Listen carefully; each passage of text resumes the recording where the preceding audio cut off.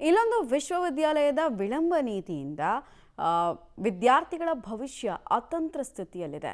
ನಾವು ಮಾತಾಡ್ತಾ ಇರೋದು ಮತ್ತು ಮಾಹಿತಿ ಕೊಡ್ತಾ ಇರೋದು ವಿಜಯಪುರದ ಅಕ್ಕಮಹಾದೇವಿ ಮಹಿಳಾ ವಿಶ್ವವಿದ್ಯಾಲಯದ ಬಗ್ಗೆ. ಬಳ್ಳಾರಿಯ ವಿಜಯನಗರ ಶ್ರೀಕೃಷ್ಣ ದೇವರಾಯ ವಿಶ್ವವಿದ್ಯಾಲಯ ಎಡವಟ್ಟುಗಳಿಂದ ವಿದ್ಯಾರ್ಥಿಗಳು ಪರದಾಡ್ತಾ ಇದ್ದಾರೆ. ಕಳೆದ 3 ವರ್ಷಗಳಿಂದ ಪದವಿ ಪಡೆದ 2,000ಕ್ಕೂ ಹೆಚ್ಚು ವಿದ್ಯಾರ್ಥಿಗಳಿಗೆ ಅಂಕಪಟ್ಟಿ ಕೊಡದೆ ವಿಳಂಬ ನೀತಿ ಅನುಸರಿಸ್ತಾ ಇದೆ. ಇದರಿಂದ ಕೊಪ್ಪಳದಲ್ಲಿ ವಿದ್ಯಾರ್ಥಿ ಸಂಘಟನೆಯ ನೇತೃತ್ವದಲ್ಲಿ ಬೀದಿಗಿಳಿದು ಹೋರಾಟವನ್ನು ನಡೆಸಿದ್ದಾರೆ. ಅಂಕಪಟ್ಟಿ ಇಲ್ಲದೆ ಪದವಿ ಪಡೆದ ವಿದ್ಯಾರ್ಥಿಗಳು ಉನ್ನತ ವ್ಯಾಸಂಗ ಮಾಡೋಕೆ ಆಗ್ತಾ ಇಲ್ಲ.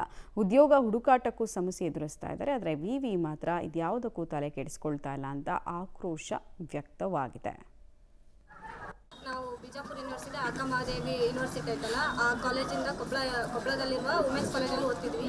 ಇವಾಗ ನಾವು 3rd ಸೆಮ್ ಇದ್ರೂ ಈಗ ನಮ್ಮ ಸೀನಿಯರ್ಸಿಗೆ ಮಾರ್ಕ್ಸ್ ಕಾರ್ಡ್ ಬರಲಾರ್ದಕ್ಕೆ ಈಗ ಮುಂದೆ ನಮ್ಮದು ಏನು ಜೀವನ ಅಂತ ಗೊತ್ತಾಗುತ್ತೆ. ಈಗ ಅವರೇ ಎಮ್ ಎ ಅಥವಾ BEd ಮಾಡೋದು.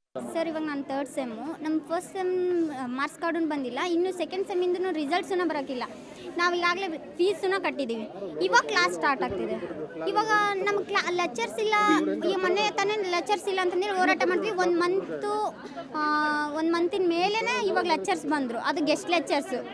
ಆ ಹುದ್ದೆಗಳೇ ಇಲ್ಲ ಸರ್. 3 ವರ್ಷದಿಂದ ನಮ್ಮ ಸೀನಿಯರ್ಸ್ಗೆ ಮಾರ್ಕ್ಸ್ ಕಾರ್ಡ್ ಬರ್ತಾ ಇಲ್ಲ. ಯಾಕೆ ಬರ್ತಾ ಇಲ್ಲ ಅಂತ ಕೇಳೋಕ್ಕೂ ಹೋದ್ರೂ ಯಾರು ರೆಸ್ಪಾನ್ಸೇ ಮಾಡಲ್ಲ ಸರ್.